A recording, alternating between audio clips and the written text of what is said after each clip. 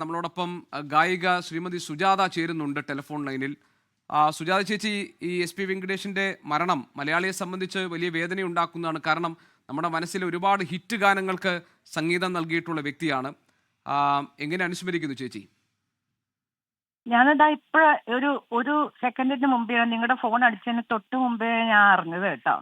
അപ്പോ അത് അദ്ദേഹം തൊട്ടതൊക്കെ പൊന്നാക്കിയ ഒരു മ്യൂസിക് ഡയറക്ടറാണല്ലേ. 90s എത്ര സിനിമകള്, എല്ലാ പാട്ടുകളും ലാൽ സാറിന്റെ, MG ശ്രീകുമാർ, ചിത്ര, ഇങ്ങനെ ഒരു കോമ്പിനേഷൻ ആയിരുന്നു അദ്ദേഹം കൂടുതലും ചെയ്തതെന്ന് തോന്നുന്നു. എല്ലാ ഹിറ്റുകള് ആൻഡ് ജോഷിയേട്ടന്റെ ഒരുപാട് റീ റെക്കോർഡിങ്സും ചെയ്തിട്ടുണ്ട്. റീ റെക്കോർഡിങ്ങിന്റെ മന്നനായിരുന്നു. എനിക്ക് എന്താ ഒരു പ്രത്യേകത വെച്ചാൽ ഞാൻ ആദ്യത്തെ കന്നഡ സോങ് പാടുന്നത് SP വെങ്കടേഷിന്റെയാണ്. അത് കുഞ്ഞിക്കിളിയെ, ആ പാട്ടിന്റെ കന്നഡ, ആ ട്യൂണിൽ തന്നെ കന്നഡ പാട്ട് ഞാൻ പാടി. അത് ഇന്ദ്രജാലം എന്ന് പറഞ്ഞ സിനിമയിലാണെന്ന് തോന്നുന്നല്ലേ? അത് മലയാളത്തിൽ ഇന്ദ്രജാലം. അതിന്റെ കന്നഡ ആ സിനിമയായിരുന്നില്ല, വേറൊരു പുതിയ സിനിമയായിരുന്നു. പക്ഷെ ആ ട്യൂണിലുള്ള പാട്ടാണ് ഞാൻ കന്നഡത്തിൽ പാടിയ. അപ്പോൾ കന്നഡത്തിൽ ആദ്യം ഇൻട്രൊഡ്യൂസ് ചെയ്തെന്നൊരു എനിക്കൊരു പ്രത്യേക, അദ്ദേഹത്തോടൊരു പ്രത്യേക നന്ദിയുണ്ട്.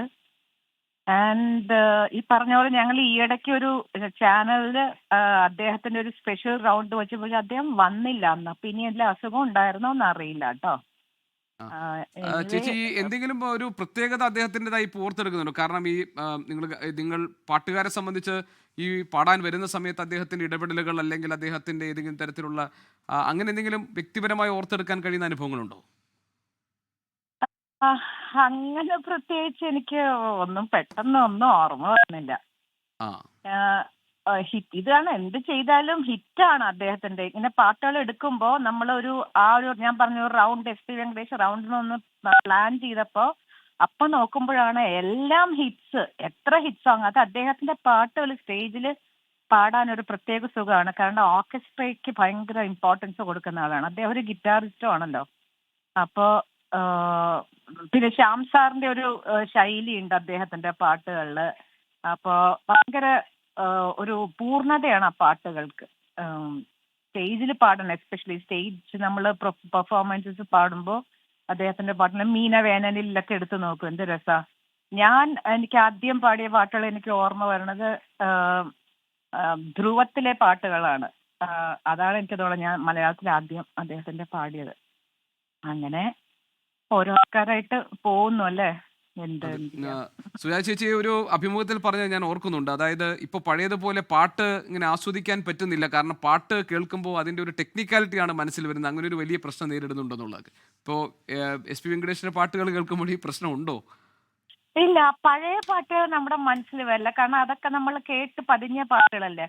പുതിയൊരു പാട്ട് കേൾക്കുമ്പോഴാണിത് അത് ആ പാട്ടായിട്ട് നമ്മൾ കേൾക്കുന്നില്ല. ആ പാട്ട് എന്തൊക്കെ ചെയ്തിട്ടുണ്ട്, എന്തൊക്കെ അതിന്റെ ഉള്ളിലുണ്ട്, അങ്ങനെയാണ് ആ പാട്ട് അനലൈസ് ചെയ്തേ നമ്മൾ കേൾക്കുന്നുള്ളൂ. മറ്റേതിങ്ങനെ നമ്മുടെ കുറെ പ്രാവശ്യം കേട്ട് ആ അനാലിസിസ് ഒക്കെ കഴിഞ്ഞ പാട്ടുകളാണ്.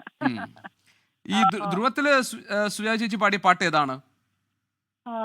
അയ്യോ, പെട്ടെന്ന് ദാസന്റെ ഒരു ഡുവറ്റ് ആണ്, പെട്ടെന്ന് ഓർമ്മ വരണില്ല എനിക്ക്. എനിക്ക് ഓർമ്മ പറഞ്ഞ ചിത്രയുടെ പാട്ടാണ്, കറുകവയൽ. അതാണ് കുരുവി എന്നുള്ള പാട്ടല്ലേ? കുരുവി എനിക്ക് ഭയങ്കര ഇഷ്ടമാണ് ആ പാട്ട്. അതാണ് ദാസന്റെ കൂടെ പെട്ടെന്ന് ഓർമ്മ വരണില്ല. ഈ തുമ്പിപ്പെണ്ണെ വാവ എന്നുള്ള പാട്ടാണ് തോന്നുന്നത്. തുമ്പിപ്പെണ്ണെ വാവ തന്നെ, തുമ്പിപ്പെണ്ണെ വാവ, അത് തന്നെ, കറക്റ്റ്.